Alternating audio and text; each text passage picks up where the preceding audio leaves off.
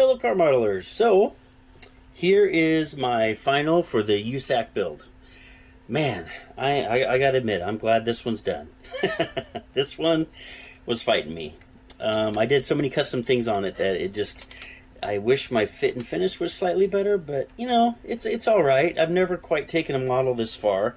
So, overall, I'm super happy how it turned out. I love the doors and how they open. You can kind of see my hinges in there. Let me get some light on that for you. Didn't quite finish up, didn't have enough time to really finish that interior as much as I wanted. I did add, back here I added some, whoops, got stuff falling off. And then I got Ed in there with, he's all buckled up, ready to go. Just waiting for the signal. Did some detail work back in the trunk area, put a fuel cell in, and actually cut the old one out and put a whole fuel cell in there. So yeah, so I was pretty happy with how that turned out. The bottom, I actually had quite a bit of work done on it, but I ended up cutting it out because it was sitting, the exhaust was hitting, the suspension was hitting, and it looked more like a, you know, 50s drag car where it was kind of sitting up like this, and I just couldn't have that. So I kind of made it a curbside. I think I am going to go back though and put a real suspension on it, because this is just bugging me because I did do so much work. So there's the motor. 426 Hemi. Turned out pretty darn good. I'm pretty happy with it. Got some cold air intakes right here. Of course, the plug wires, electric fan. Let's see. Let me give a little side shot there. This one opens also. You can see Ed all buckled in. Actually, I think his name is Lowell. Lowell Sidlow. There's that side. Oh, so I did have some problems also with the paint. You know, not just the hood, but you can see it kind of cracking here a little bit. And then just right on the wheel well.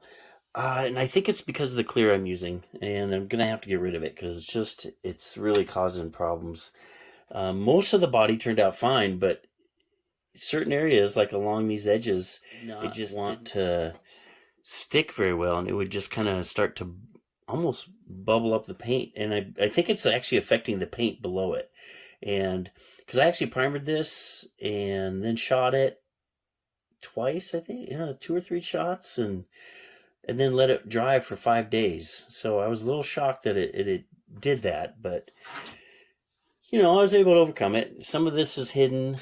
I put decals over parts of it that were, you know, I was able to hide some of it, but some of it I wasn't. So, you know, not too bad. It's a good 5-footer.